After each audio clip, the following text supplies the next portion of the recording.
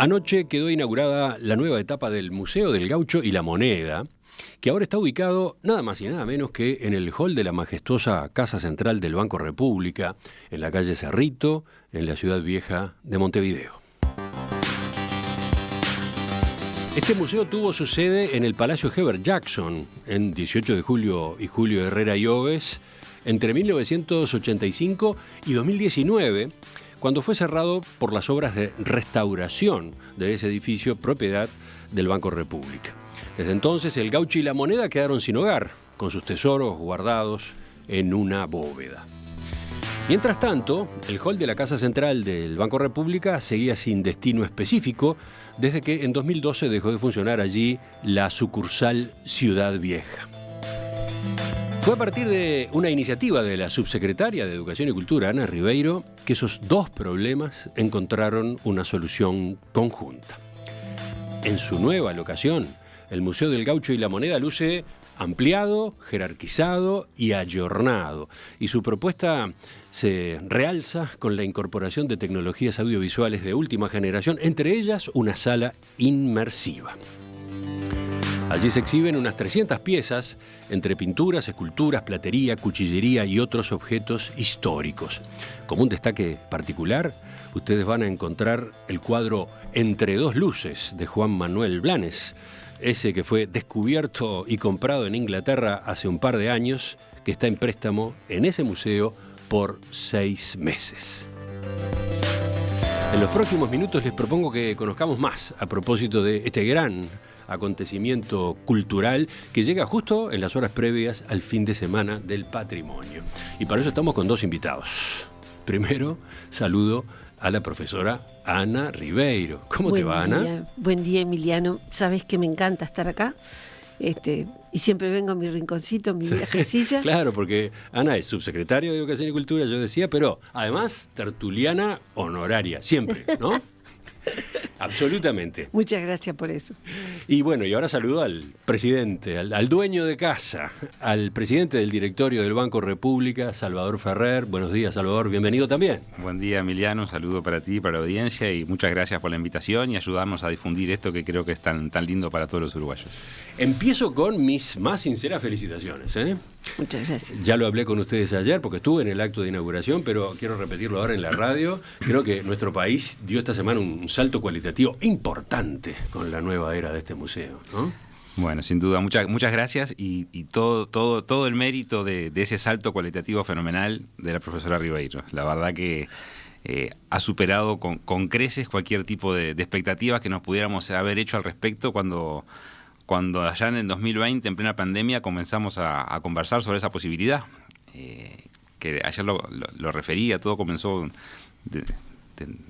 para poder contar una anécdota. Sí, creo que es interesante ir a ese origen, a ver. Con una llamada de Ana respecto a la posible realocación, pase en comisión de Alicia Brasesco, una histórica funcionaria del Banco República, que era la encargada del funcionamiento del Museo del Gaucho y la Moneda durante mucho tiempo, y de la salvaguarda del patrimonio cultural del banco, de alguna forma. Ahí yo tomo conciencia de que el museo estaba cerrado, ni siquiera lo sabía, que estaba cerrado en 2019. Sí estaba al tanto que su vieja locación, el Palacio Heber Jackson, estaba con necesidades de mantenimiento importantes, y ya estábamos discutiendo en ese momento presupuestos al respecto. Y bueno, de esas conversaciones, de mi obsesión también diría desde el día que llegué al banco, de que ese hall vacío, claro, en plena pandemia podía no notarse, pero yo decía, esta pandemia un día va a pasar y tener esto vacío es un crimen, ¿no? Yo decía ayer que después del Salón de Pasos Perdidos seguramente sea el salón más espectacular del país. Sí, fue muy gráfica esa comparación, ¿no? Después del Salón de los Pasos Perdidos, ahí está lo más solemne que tenemos. Y permanecía vacío, con algunas actividades puntuales, como ha sido alguna Bienal de Artes, en particular en el 2012, después que la sucursal bancaria, se instaló una sucursal bancaria por la calle Piedras, moderna, de acuerdo a los tiempos actuales, pero dejó de tener funcionamiento el hall central. Algunas exposiciones de arte que se hicieron de forma transitorias, y en particular la habíamos utilizado en los últimos años para la entrega del premio a los exportadores anualmente, y la verdad que cada vez que lo hacíamos el lugar lucía espectacular, pero la idea era poder darle vida de forma permanente para que todos los uruguayos lo pudieran disfrutar. Y cuando Ana hace esta propuesta y empezamos a pensar alternativas, Bueno, yo le decía, yo capaz que puedo animarme a tratar de manejar un banco, pero un museo no tengo ni idea por dónde empezar. ¿Tú te animás a llevarlo a cabo?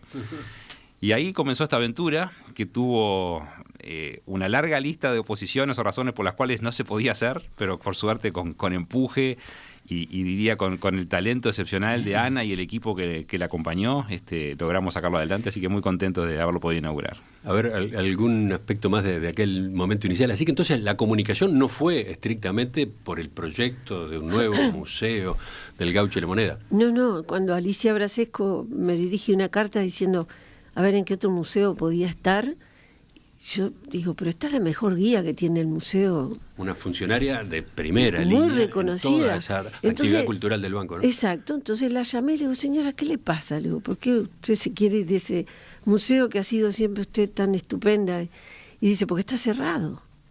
Y digo, ¿pero que la echaron? Y me dice, no, pero me aburro, yo sigo cobrando el sueldo, pero me aburro, yo quiero trabajar. Entonces me pareció tan extraordinario que lo llamé, Salvador, ¿qué te pasa con el museo? ¿Qué pasó ahí? Entonces me dijo, ay, vení, si fuera el único problema. Fui a conversar con él y me muestra entre sus tantos problemas, me dice, mirá, ese hall vacío, desde arriba, ¿no? Con una columna corintia así, al lado, ¿viste? Esos mármoles rosados, una cosa. Y ahí, no sé de dónde me salió, digo, ¿por qué no pones el Museo del Gaucho acá? Si aquello está en caja y esto está vacío.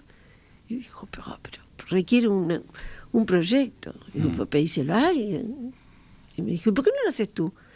Y yo me pasaba un poco lo de Brasesco, también me aburría un poco. Entonces la entendí tanto. ¿Te aburrías? Claro, quería hacer una cosa que me enamorara. Pero además, claro, ahí están, en este museo están algunas de tus pasiones, ¿no? Claro. La historia, el gaucho, los caballos, ¿no? La plástica.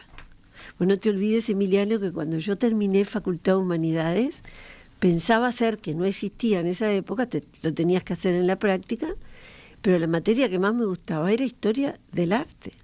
Y me acuerdo que Bategasore, mi profesor de Historia del Arte, me llevó al Museo de Artes Visuales, a ver si había un lugar para una joven aspirante. Y no tuve suerte, si me hubieran admitido no me convertía en historiadora de Artigas, me hubieran convertido en historiadora del arte, porque me encantaba. Y de alguna manera me las ingenié para meter el arte en lo que hago. La primera vez que lo hice fue cuando hice Los Tiempos de Artigas Ilustrado, que también salí durante 6 meses, recorrí todos los museos, hice un relevo de toda la plástica existente y seleccioné lo que me servía y armé una cosa muy visual. Y eso me encantó hacerlo. Y esta es la segunda cosa muy visual que puedo hacer con la historia, y conjugar esas dos pasiones, o 3, los caballos es la tercera. Claro, y se metieron en una idea que fue creciendo con el correr de los días y de las semanas, ¿no? Porque ya no se trataba solo de que el Museo del Gaucho y la Moneda volviera a abrir, volviera a estar disponible, ¿no? Se trataba de traerlo al año 2024, 2025 y quizás más adelante, no sé, al 2030, 2050, ¿no? O proyectarlo, ¿no? Proyectarlo. Sí. O sea, utilizar nuevas tecnologías museísticas con el desafío, me imagino además, de ese escenario, ¿no? Porque el hall de la Casa Central del Banco República es magnífico, pero al mismo tiempo asusta, ¿no?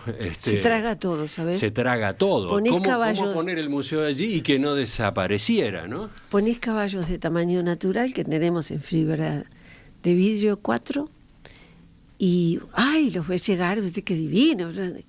Al rato son unos ponis. Se traga absolutamente todo lo que ponga. Yo tenía miedo cuando veía toda la información y todas las obras, decía, estoy atiborrando. Y después miraba y decía, qué horrible. Fueron de desesperación los últimos días, porque yo decía, parece que no hay nada. Ana logró una combinación fantástica. Yo digo que son prácticamente 3 museos en uno, porque la Casa Central, el hall del banco en sí es un fantástico museo, diría de alguna forma. Y ahora se podrá disfrutar. Quien vaya a los otros 2 museos va a poder disfrutar el museo que es ese salón, ¿no? Y el Museo del Gaucho y la Moneda en realidad eran 2 museos que funcionaban de forma independiente. Bueno, Ana lo que logró fue combinarlos en uno solo, con un criterio que solo ella puede contar y explicar, porque yo sería un atrevido pretendiendo... Podría intentar, porque lo he escuchado tantas veces, pero es insuperable en su propia versión. Y la verdad que entonces digo que son prácticamente 3 museos en uno, y en un lugar que, como dice Ana, se logró hacerlo respetando plenamente el lugar en sí, pero dándole una jerarquización donde se puede apreciar hoy todo lo que es el arte característico del museo, en pinturas, en esculturas, en platería, en la vida de lo que era la historia del gaucho, toda la colección numismática de la moneda, y todo eso combinado con unos recursos tecnológicos que son esas pantallas espectaculares, esa sala inmersiva, que es, de acuerdo a lo que tú decías, a la modernidad, que es lo que yo creo que lo hace un museo de primer nivel internacional realmente. Ya volveremos a cómo quedó, a cómo es ahora el Museo del Gaucho y la Moneda. Pero, ¿qué te parece, Ana, si empezamos por lo más básico, el gaucho? Mirá la pregunta que te voy a hacer. ¿Qué es el gaucho y qué importancia tiene en la historia y la idiosincrasia nacional? Te lo pregunto para que entendamos cuál es a su vez la relevancia de este museo, ¿no? ¿Por qué tanto énfasis en este museo? Bueno, empiezo por el museo y voy al gaucho.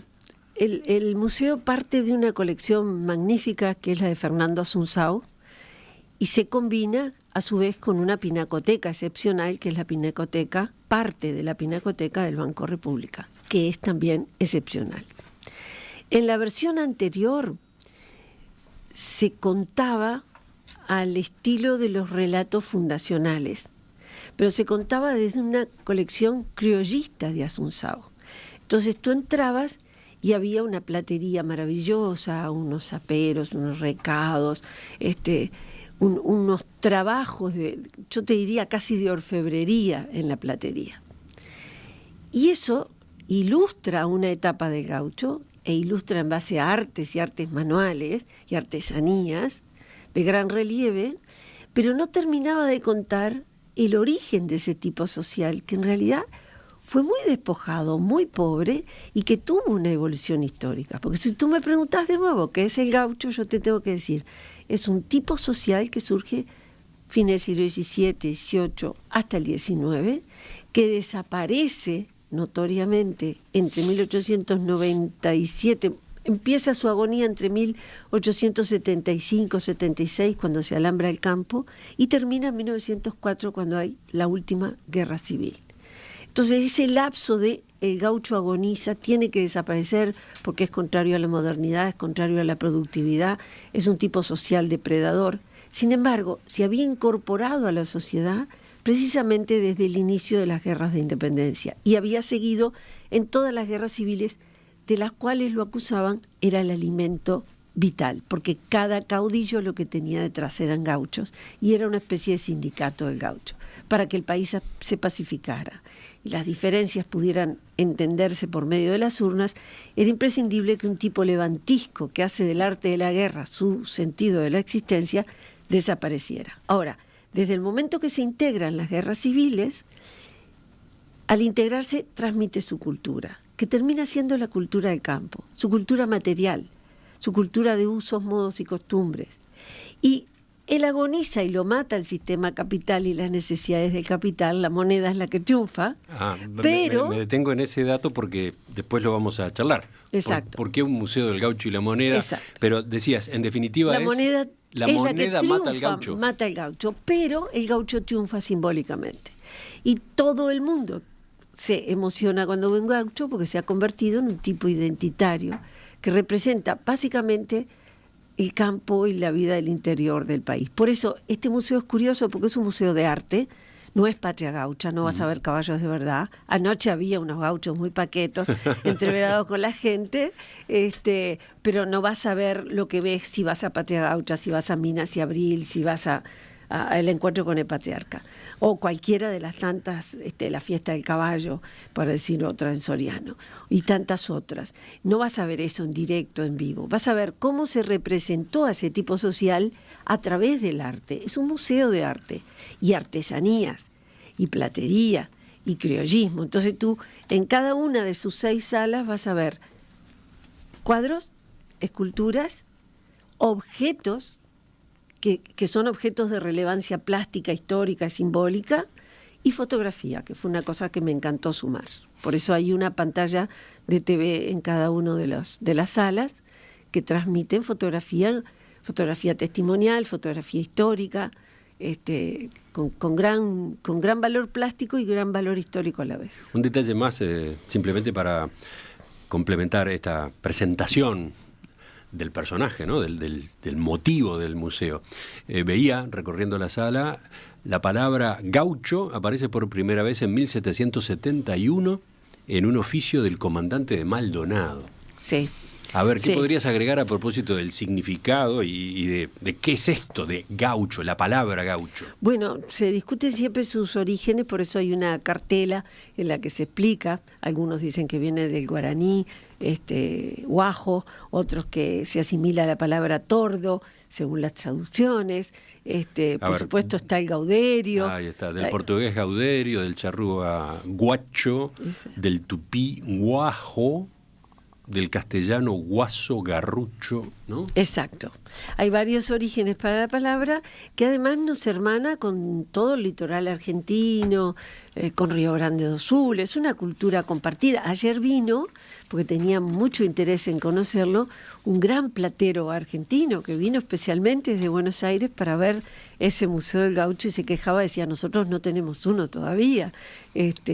Porque bueno, es un tipo social que compartimos y que en los tres lugares, tanto en Río Grande como en Argentina y nosotros, se asimila como un tipo identitario, como un tipo nacional, se lo asocia con banderías, con luchas sociales, pero con luchas libertarias, se lo asocia con los tiempos fundacionales. Tiene una carga simbólica hermosa. Tú ves pasar un gaucho a caballo y sentís una cosa muy bonita en el pecho. Ah, mira, eso que acabas de decir remite a una pregunta que viene desde la audiencia. Tú decías, ¿tú ves pasar un gaucho a caballo? ¿Hoy hay gauchos? Hay muchos paisanos que le hoy encantan. son paisanos. ¿Cómo? Bueno, lo que pasa es que el museo procura explicar eso, ¿no?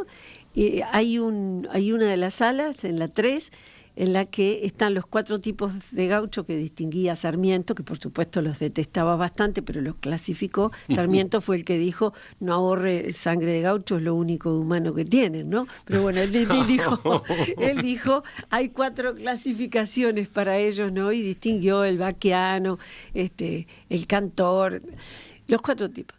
Y allí hay una serie de esculturas que ilustran todas las variables.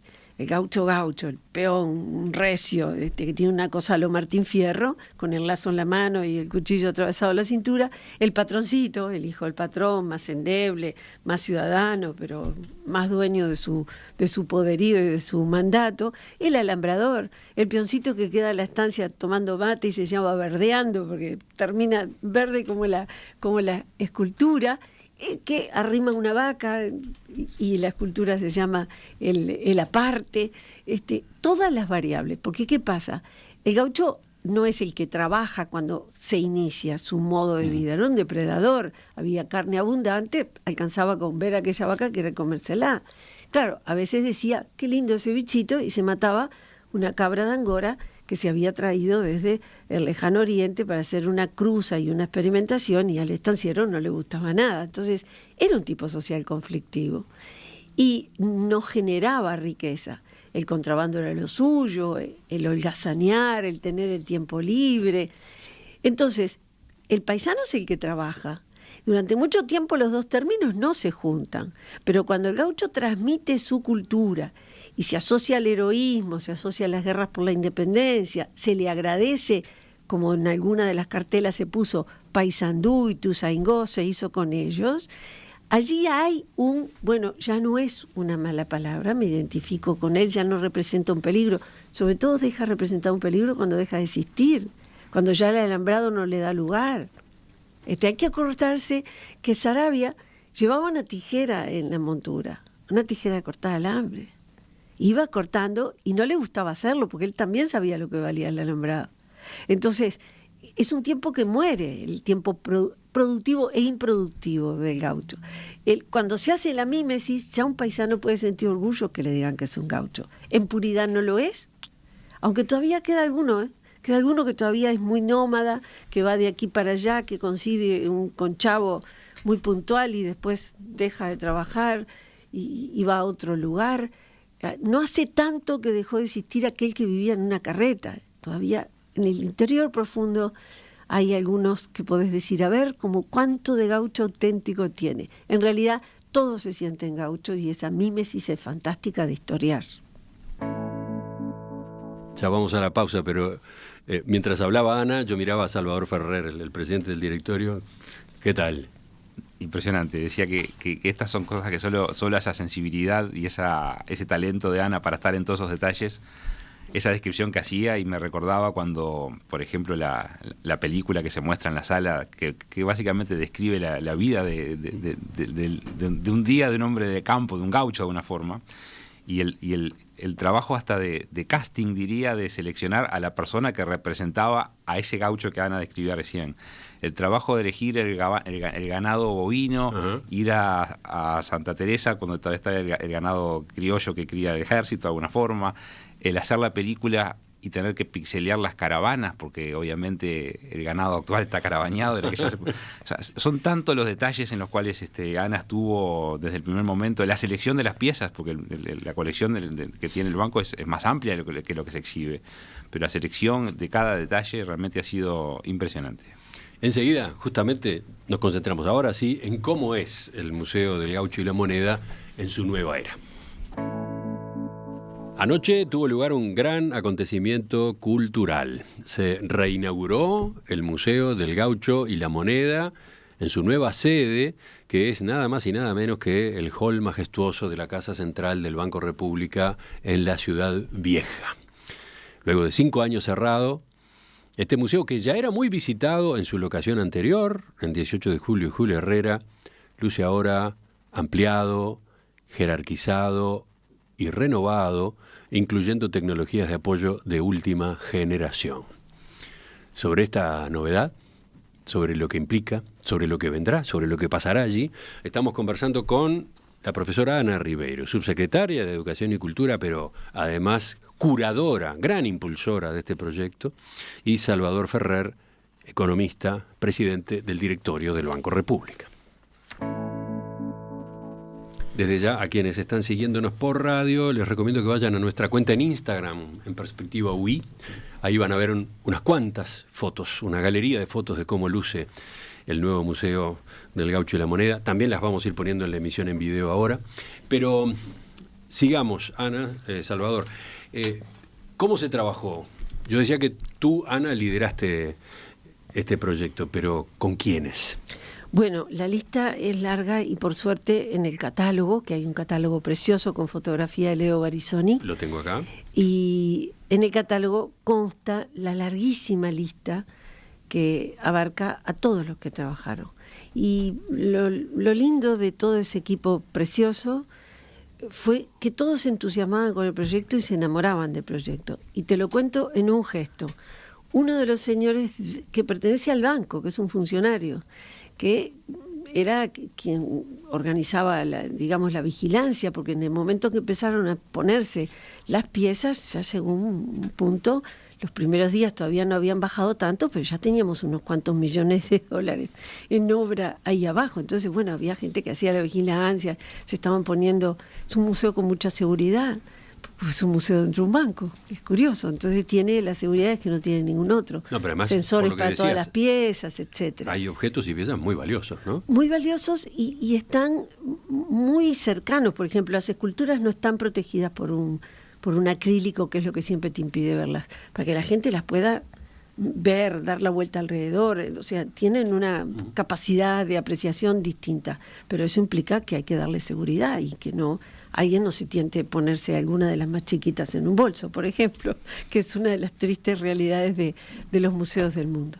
Entonces, ese señor que recorría permanentemente, nos vio armando la pulpería y en determinado momento vino y me dijo, ¿sabe que tengo un corcho que le va a servir para aquella botella, un corcho viejo en mi casa, mañana se lo traigo? Entonces, cuando llegase a ese punto, el pequeño detalle, un señor que solo tenía que vigilar y caminar por el pasillo, que viene y te ayuda con algo, es que todos, en todos los niveles, los obreros de la empresa que tuvo a cargo la construcción, el capataz, una delicia de persona, el encargado que estaba allí todos los días, todo el mundo se comprometió. Y por supuesto, hay un realce especial para la señora Alicia Brasesco, la antigua funcionaria que que de hecho está ya en su jubilación o a inicios de ella, y que colaboró en todo y que es la verdadera conocedora a fondo de la colección.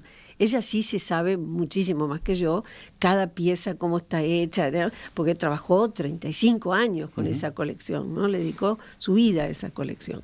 Y ella fue un valor único. Estaba el montajista, que es un suizo radicado en Uruguay, Niklao. Y estaba el montajista armando las cosas y de repente venía Alicia y decía, pero eso se usa al revés. Claro, él miraba el criterio estético de una pieza de platería preciosa, la colgaba de una manera estéticamente hermosa, pero ella le decía, pero mire que el gaucho lo usa de esta otra forma. Entonces, trabajar en ese equipo fue cruzar saberes, puntos de vista. Y el régimen que tuvimos fue, todos los martes se reunían en mi equipo, todos, en mi equipo, en mi oficina, todos. Y cada uno venía con el trabajo de la semana y se iba con deberes en la semana. Y eso se cumplió a rajatabla. Fue como una especie de motor prendido con una velocidad estable que se aceleró en los últimos tiempos. Y claro, ya cuando empezamos el montaje, ya las reuniones eran en el banco. Paquete de galletitas, café, sentados en el suelo de cada uno de los salones y a trabajar en el lugar. Y eso fue fantástico. Yo quiero realzar especialmente la apuesta que todos hicimos, ¿no? Porque Salvador, y eso es una cosa que ayer en el remolino de cosas no dije y después me desveló bastante en la noche. Yo tengo un agradecimiento inmenso hacia Salvador, porque siendo un banquero que conoce los riesgos de lo que voy a decir, me dio un cheque en blanco. Me dejó hacer todo como yo quería, sin preguntarme nada. Y eso, ese voto de confianza, ese respaldo es único, ¿no? Entonces, él me dejó hacer y confiamos en tres jóvenes que los ves y tienen aspecto adolescente. Manuel, yo le decía al presidente ayer, digo, mira que se lo presenté, Manuel Machado se dejó la barba para impresionar un poco a los obreros y no nadie le hacía caso. Estás hablando de los arquitectos. Los tres arquitectos, Manuel, Valentina y Nicolás. Una maravilla de talentos jóvenes, personas de 30 y pocos años, con una obra de ese peso y de esa envergadura, y se entendieron. Porque mirá, lo difícil, Emiliano, ¿sabés lo que era? Llegar a un equipo de afuera a trabajar con una colección que toda la Fundación Banco República conocía desde hace 30 años y que sentían como propia porque lo era. Y viene de afuera una señora y su baracutanga, o sea, yo con mi equipo, a decirles, esto lo vamos a poner acá, esta obra no va, esta sí. Podés ofender mucho.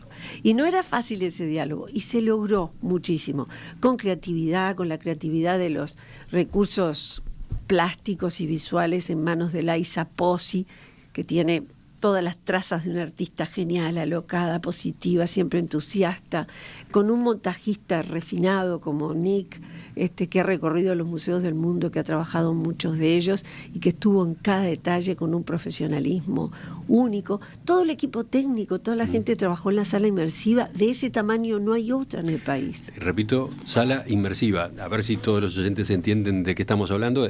Es una sala en cuyas 4 paredes se proyecta la película, ¿no? Exacto. O sea, el público está en el centro y tiene que ir girando, tiene que ir moviéndose para presenciar, para captar, para asimilar ese rodaje, que en este caso está centrado en un día, 24 horas en la vida de un gaucho, ¿no?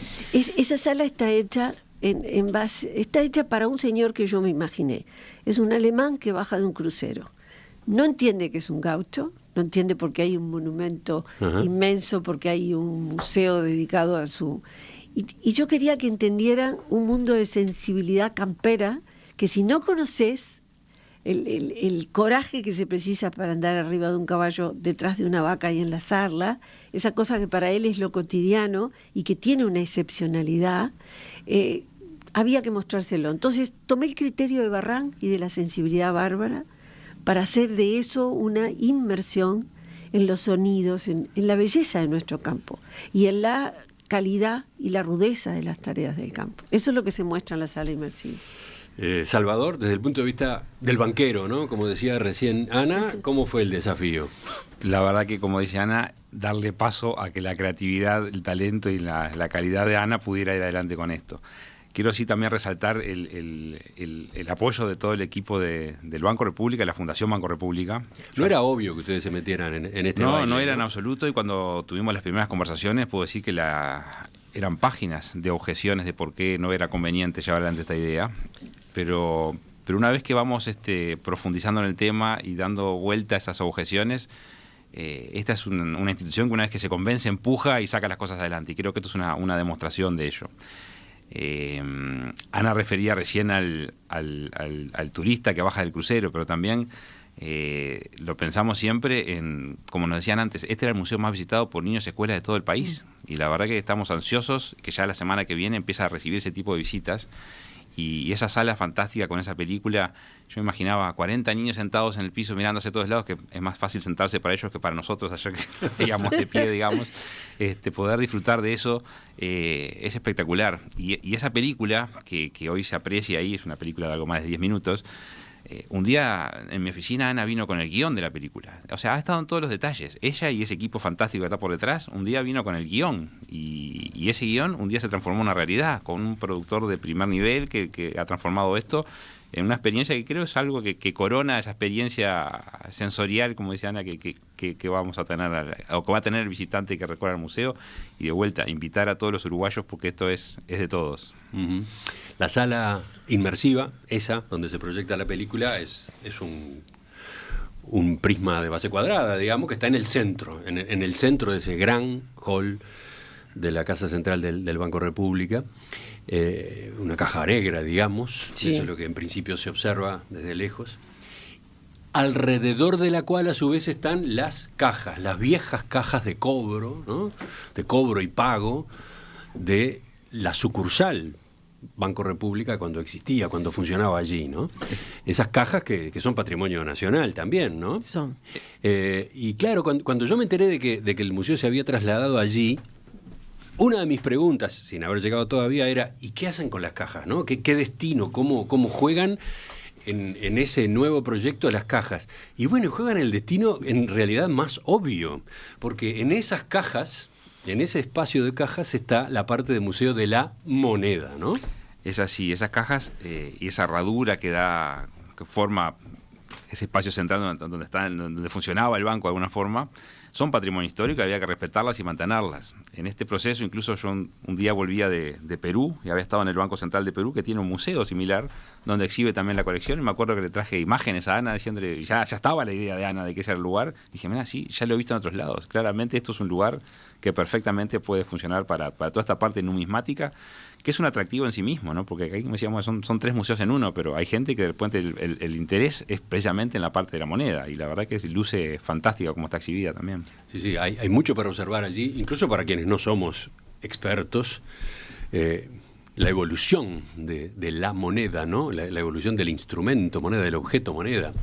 Por ejemplo, no siempre fueron circulares las monedas. No, las macuquinas que se hacían a golpe y eran absolutamente irregulares, y hay una exhibición preciosa de macuquinas, ¿no? Lindísimo de verlas.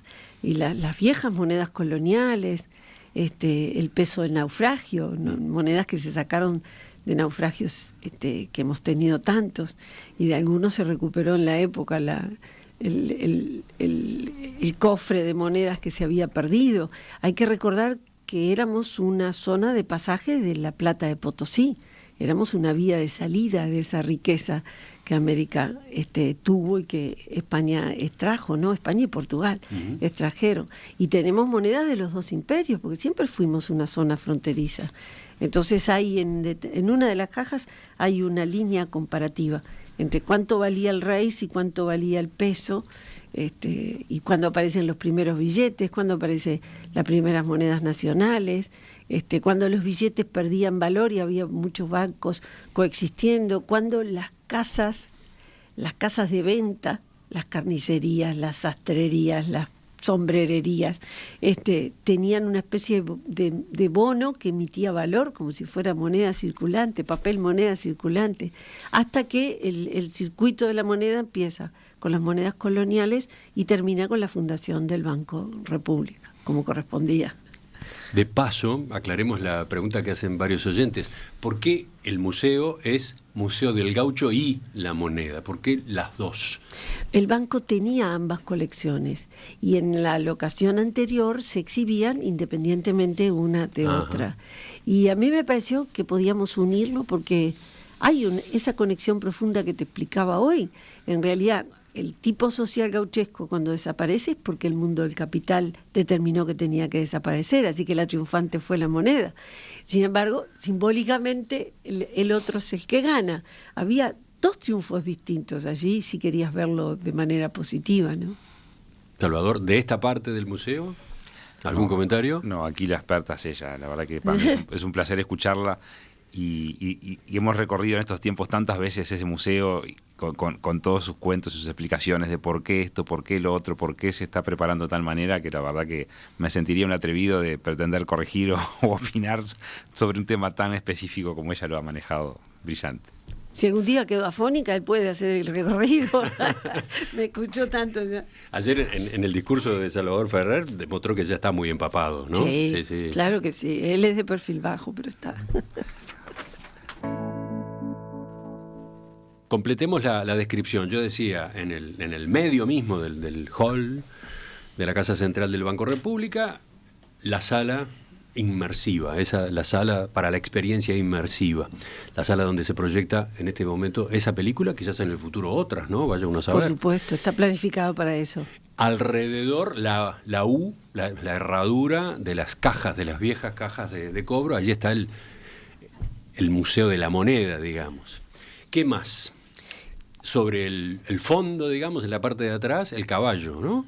Los 4 caballos con 4 aperos completos, históricos, preciosos, cada uno de determinados caudillos. Está el de Galarza, el jefe colorado de Valle y Ordóñez, de las tropas de Valle y Ordóñez, que de hecho es el responsable del triunfo frente a las tropas zaravistas. Está el del caudillo Ordey y está el de Echevarren, un gran cultor del criollismo perteneciente a la Elías Regules. 4 aperos preciosos. Hay algunos otros que están en las vitrinas, hay 2 más, las vitrineras de las salas 3 y 4, así que en total hay 6 aperos completos con todos sus herrajes, todos sus avíos, todo el pilcherío, como llama el pilcherío de los caballos, como se llama en campaña. Cuando las pilchas son buenas son pilchas, cuando son malas son garras. Los jóvenes a veces usan esa frase y no saben que proviene del lenguaje gauchesco. Seguimos aprendiendo. Pero y enfrente hay una vitrina de 20 metros de platería, ¿no? En el fondo. En el fondo. Ahí está, frente a los caballos y del lado de las ventanas, los grandes ventanales que dan a la parte de atrás de la Casa Central del Banco. Y a los laterales, en los 2 laterales, las salas, ¿no? 6 salas, 3 de cada lado. 6 salas, cada una de ellas a su vez señalada, delimitada por una enorme pantalla digital. Toda una novedad impactante para quien entra, ¿no? Porque son pantallas gigantes verticales a su vez. ¿Qué medidas tienen? No sé si 5,30 metros de alto y 3 con, no me acuerdo si son 70 u 80 de ancho. Esas pantallas juegan un papel determinante, ¿no? Sobre todo, por ejemplo, para eso de competir, sin duda, de acompañar al museo en altura para sincronizar con ese gran salón, ¿no? Es un escenario tan majestuoso que cuando vino esa propuesta fue parte de las cosas que nos generó un poquito de preocupación de cómo iba a convivir eso en ese escenario. La verdad que he visto hoy, yo que no me puedo considerar un apasionado del arte, pero yo decía, ver un Blanes en un tamaño normal, bueno, uno de repente lo mira, ese pintor de la patria, por supuesto, ¿no? Pero de repente sigue largo. Ahora, verlo proyectado en ese tamaño impresiona. La verdad que realmente vale la pena. Es una imagen espectacular y que visto hoy en perspectiva con esto ya realizado, encaja fantástico dentro de ese ambiente fenomenal que es ese hall. La verdad que un gran logro. Justamente, ¿qué es lo que se proyecta? Allí mencionó Salvador algún ejemplo, pero son cuadros, detalles de cuadros, ¿qué más? Son 19 cuadros de la serie de los gauchitos de Blanes y hay algunos de los chiripá. Hay uno de los 3 chiripá, pero básicamente son los llamados gauchitos de Blanes, que son, el diminutivo es por el tamaño. No pasan de 30 centímetros por 20, por 25, por 27, centímetro más, centímetro menos, cada obra es distinta a la otra, todos tienen esas características.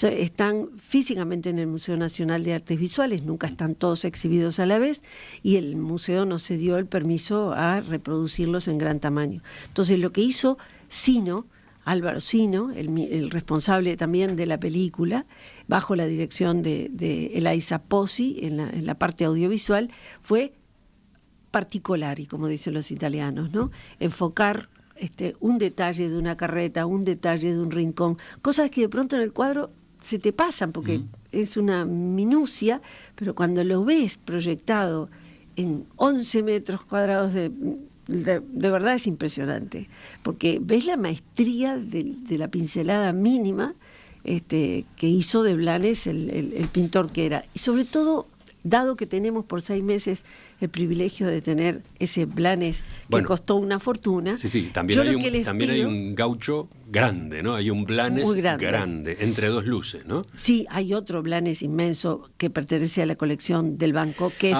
disfrute total, un disfrute doloroso, que es Así muere un oriental, el escorzo más impresionante de la plástica uruguaya. Yo no lo conocía. No, estaba en un despacho. Y golpea. Golpea fuerte. Así muere un oriental. Y te decía, al verlos de esa manera, lo que tenés es no solamente una perspectiva fantástica, sino que yo les pido que se sienten un rato y vean las pantallas y vean cuántas veces Blanes intentó hacer ese cuadro magnífico que valió la fortuna que valió. Porque hay 2 o 3 muy parecidos. Un jinete que se da vuelta, apoya la mano en el anca del caballo y mira para atrás. Uh-huh. Y mira a la cámara, por decirlo en términos fotográficos. Hay 2 o 3 en donde el fondo está resuelto de otra manera. El pintor buscó, cambió el pelaje del caballo, cambió el rostro, hasta que llegó a ese Blanes maravilloso en donde la luz del atardecer se lo roba todo. Precioso. Entonces, uno ve también la evolución del pintor. No dejen de ver cuando vayan ese escorzo de Así muere un oriental, que es muy impresionante, y no se pierdan la joya de este tamaño, hago el gesto, no sé si hay una cámara, del tamaño de una moneda, que es la cabeza de Gaucho, tallada por Pablo Serrano en una bola de billar.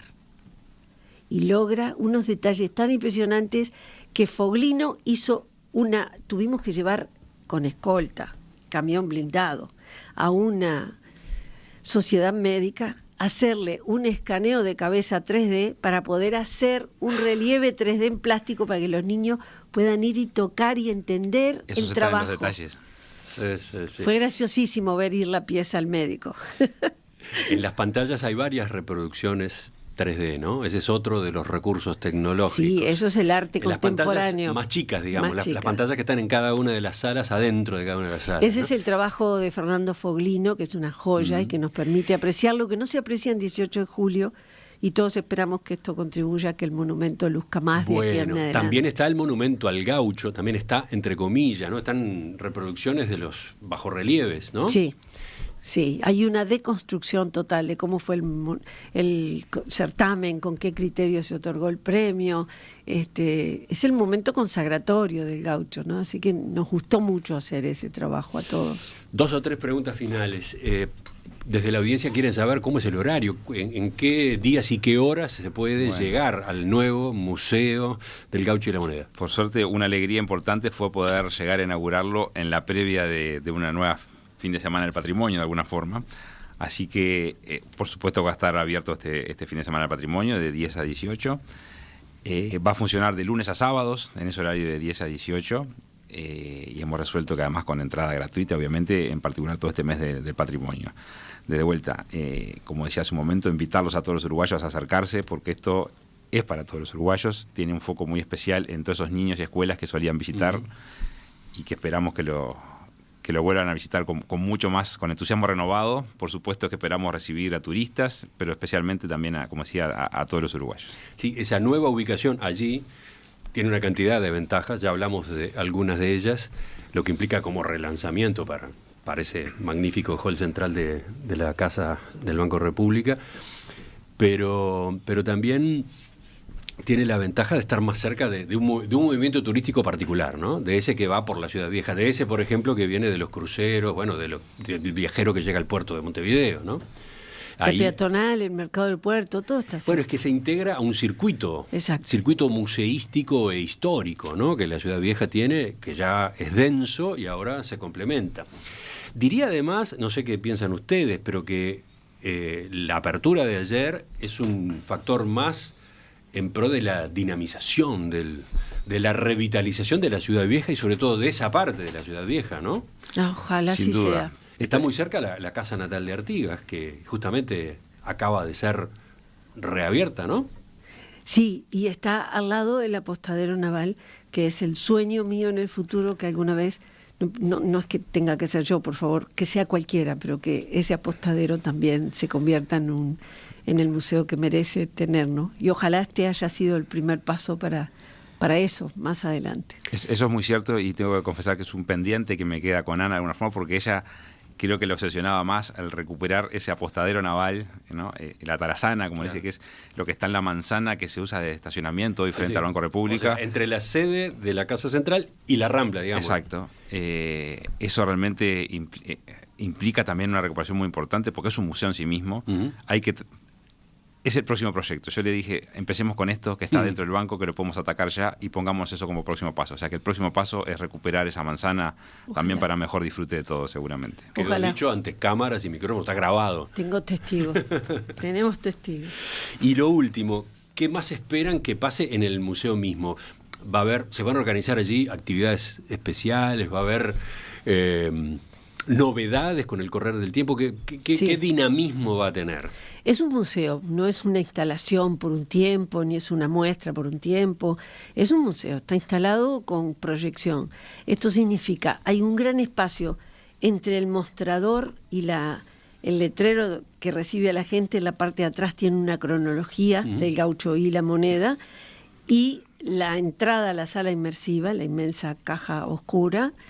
Hay un espacio grande, si alguien se fijó, en el piso está previsto todas las luces y las instalaciones eléctricas, porque allí podemos hacer todo tipo de exposiciones.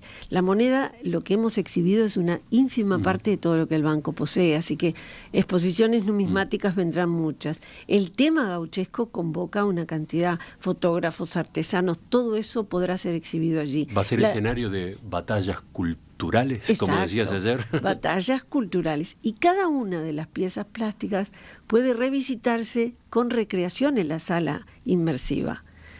Con todas esas cosas que hoy hace la inteligencia artificial, que son deslumbrantes. O sea que la película será siempre un clásico en esa sala, pero vendrán otros productos.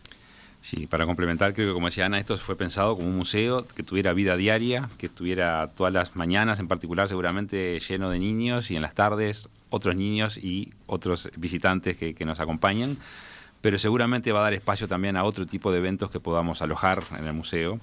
No creo que podamos hacer, como hemos hecho en el pasado, esa celebración anual del Premio al Exportador, porque es una cantidad enorme de gente que juntábamos en esa sala, pero seguramente otro tipo de reuniones de ese estilo van a permitir tener un lugar espectacular para recibirlas. Salvador Ferrer, presidente del directorio del Banco República, Ana Ribeiro, subsecretaria de Educación y Cultura y... ¿cómo llamar? Curadora es el nombre oficial, pero es una madrina de lujo. Madrina del nuevo Museo del Gaucho y la Moneda. Bueno, gracias por visitarnos y bueno, suerte con la etapa que viene, felicitaciones de nuevo. Después nos cuentan y ya encontraremos la manera de seguir de cerca la evolución, ¿les parece? Gracias a ti por el espacio. Gracias por la invitación y la invitación extendida a todos para que lo visiten. Por supuesto.